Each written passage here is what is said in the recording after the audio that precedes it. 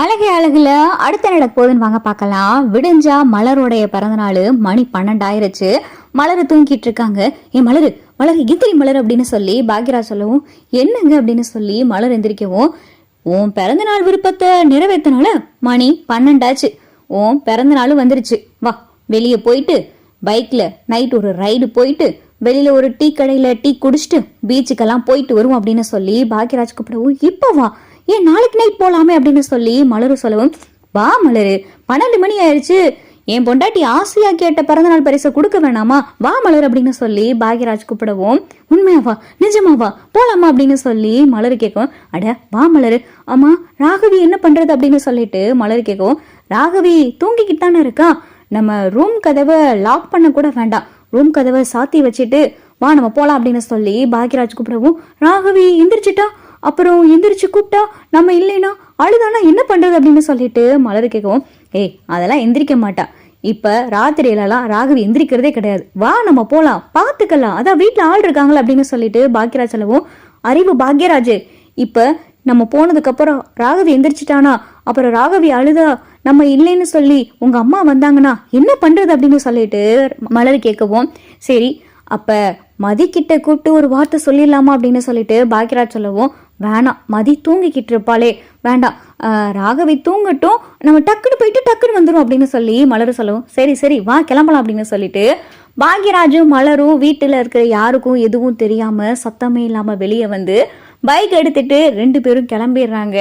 நல்லா வெளியில மலர் ரொம்ப சந்தோஷமா பாக்யராஜ் கூட பைக்ல ரைடெல்லாம் போய் கடையில டீ எல்லாம் குடிச்சிட்டு பீச்சில் 2 பேரும் நின்று பேசிக்கிட்டு இருக்க இந்த நேரத்துல தான் பார்த்தா ராகவி கண்ணு முழிச்சு பார்க்க பக்கத்துல பாக்யராஜ் இல்ல மலர் இல்ல, அம்மா அப்பா அப்படின்னு சொல்லி ராகவி பார்க்க யாருமே இல்லைன்னதும் ராகவி எந்திரிச்சு வந்து ஹாலில் உட்காந்து அம்மா அம்மா அப்படின்னு சொல்லி ராகவி அழுகவும், இந்த சத்தம் பார்த்தா லட்சுமி காதலே ராகவன் காதலே விழுந்துருது.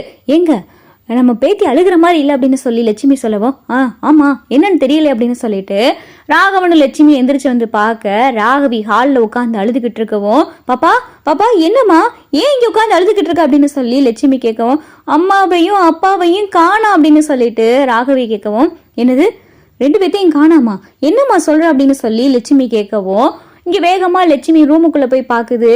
இங்க பாக்யராஜ் இல்ல மலரும் காணா. ஏன் மலரு பாக்யராஜ் எங்க போனீங்க ஏன் மலரு அப்படின்னு சொல்லிட்டு இங்க லட்சுமி கூப்பிடவும் 2 பேருடைய சத்தமும் இல்ல. ஏங்க பாக்யராஜுக்கு ஒரு போனை போடுங்க அப்படின்னு சொல்லி லட்சுமி சொல்லவும் ராகவனும் பாக்யராஜுக்கு போன் பண்றாரு. போனை பார்த்தா பாக்யராஜ் ரூம்லயே வச்சுட்டு போயிருக்காரு. எங்க போன் உள்ள ரூமுக்குள்ள அடிக்கிற சத்தம் கேக்குது அப்படின்னு சொல்லி லட்சுமி பார்க்க, எங்க போன் இங்கதாங்க இருக்கு அப்படின்னு சொல்லிட்டு லட்சுமி சொல்ல, இந்த ராத்திரி நேரத்துல பிள்ளைய விட்டுட்டு 2 பேரும் அப்படி இங்க போனாங்க அப்படின்னு சொல்லி ராகவன் கோவப்பட, அப்பதான் கொஞ்ச நேரத்துல பாக்யராஜும் மலரும் பைக்ல வராங்க. எங்க வெளியில பைக் சத்தம் கேக்குது அப்படின்னு சொல்லி லட்சுமி வேகமா போய் கதவை திறக்க பாக்யராஜும் மலரும் பைக்ல இருந்து இறங்க. இங்க மலரு பார்த்தா தலைமுடியெல்லாம் விரிச்சு போட்டு நல்ல ஸ்டைலா சுடிதார்லாம் போட்டிருக்கவும் இதை பார்த்துட்டு லட்சுமி அப்படியே குறு குறுன்னு இங்க மலரைய பார்த்துக்கிட்டு இருக்கு.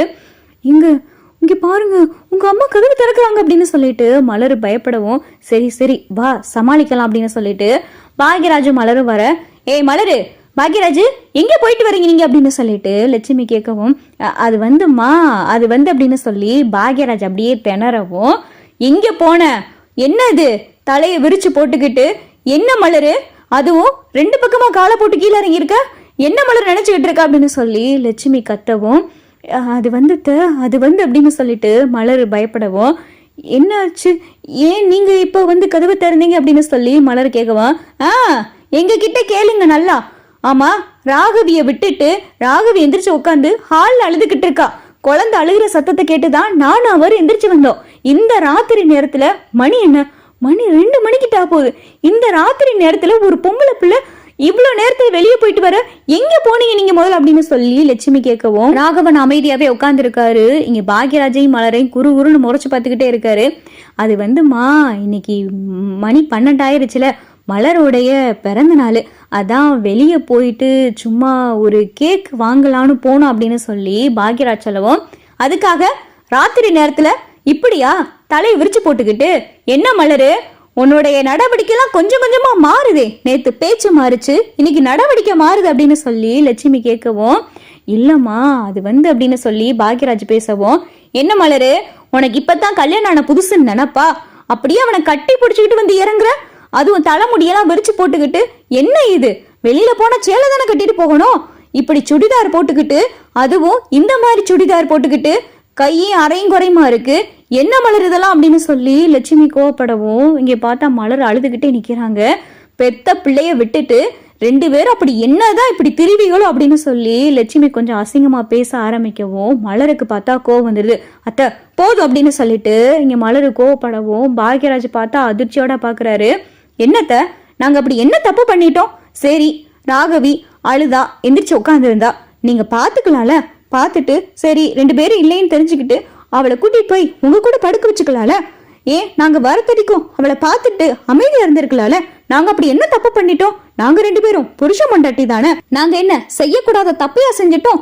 அவர் கூட நான் வெளியே போயிட்டு வந்தேன், என்னுடைய பிறந்த நாள்ன்றதுனால வெளியே கூட்டிட்டு போயிட்டு வந்தாரு. இதை கூட இந்த வீட்டை செய்யக்கூடாதா அப்படின்னு சொல்லி மலரு கேட்கவோ, என்ன மலரு குரலெல்லாம் ரொம்ப ஒசருது அப்படின்னு சொல்லி லட்சுமி கேட்கவும், குரலெல்லாம் ஒசரலத்த, நான் நியாயத்தை தான் கேட்கிறேன். நான் ஒன்னும் கொலை குத்தம் செய்யலையே. என் புருஷன் கூட வெளியே போயிட்டு வந்தேன், அதுக்கு கூட உங்ககிட்ட உத்தரவு கேட்டுட்டு தான் வெளியே போகணுமா? கல்யாணம் ஆன புதுசுல தான் அவர் கூட எங்கேயும் வெளியே விடல, இப்பயுமா விட மாட்டீங்க? கல்யாணம் 6 வருஷம் ஆச்சு எங்களுக்குள்ள. ஆனா இதுவரையும் நான் அவர் கூட வெளியில அங்கே போகணும் இங்க போகணும் ஆசைப்பட்டிருக்கேன், ஆனா போனது கூட கிடையாது. உங்களுக்கு பயந்துகிட்டு நீங்க என்ன சொல்லுவீங்களோ ஏது சொல்லுவீங்களோன்னு சொல்லி பயந்து ராகவியோடைய பேரண்ட் டீச்சர் மீட்டிங்கு, ராகவி ஸ்கூல்ல கூப்பிட்டு போறேன் அப்படின்னு சொல்லி ஏதேதோ காரணம் சொல்லிட்டு தான் வெளியே போயிருக்கேன். ஆனா வெளியில போறதுக்கு கூட உங்ககிட்ட பெர்மிஷன் வாங்கிட்டு போகணுன்றீங்க பாருங்க. இதெல்லாம் ரொம்ப கொஞ்சம் ஓவர்த்து அப்படின்னு சொல்லிட்டு மலரு சொல்லவும், அப்பதான் லட்சுமியும் ராகவனும், லட்சுமி பேச்செல்லாம் ஒரு மாதிரியா இருக்கு அப்படின்னு சொல்லி ராகவன் சொல்லவும், அப்பதான் பாக்கியராஜ், அப்பா என்னப்பா நடந்துச்சு? நாங்க வெளியே போயிட்டு வந்தோம், அதுக்குள்ள ராகவி தூங்கிக்கிட்டு தான் பாருந்தா, அவ எந்திரிச்சிட்டா, அவ்வளவுதானே, இதை ஏன்பா பெருசுப்படுத்திக்கிட்டு இருக்கீங்க அப்படின்னு சொல்லிட்டு பாக்கியராஜ் கேட்கவும், ஆமா இப்ப ராத்திரி நேரம் சொல்லிட்டு 2 பேரும் வெளியே போவீங்க, அப்புறம் அது இதுன்னு சொல்லிட்டு எங்களுக்கு தெரியாம எதை வேணாலும் செய்வீங்க. இப்படி நாங்க பெரியவங்களும் வீட்டுல இருக்கோம், எங்களை மதிக்காம நீங்க பாட்டுக்கு உங்க இஷ்டத்துக்கு தெரியலாமா அப்படின்னு சொல்லி ராகவன் பேசவும், யாரையும் மதிக்காமலாம் நாங்க எதுவும் செய்யலாமாமா. நாங்க 2 பேரும் ஹஸ்பண்ட் ஒய்ஃபு, எங்களுக்குள்ள நடக்கிற சில விஷயத்தெல்லாம் உங்ககிட்ட எப்பயும் பர்மிஷன் வாங்கிக்கிட்டு இருக்குன்ற அவசியம் கிடையாது. அப்படி செஞ்சா அதுக்கு பேரையே வேற, ஒவ்வொன்றையும் உங்ககிட்ட கேட்டுக்கிட்டும் இருக்க முடியாது அப்படின்னு சொல்லிட்டு மலரு பட்டுன்னு பேசவும் ராகவனாலையும் ராஜலட்சுமியாலையும் எதுவுமே பேச முடியல. 2 பேரும் பார்த்தா வாயடைச்சு போய் அமைதியா நிக்கிறாங்க.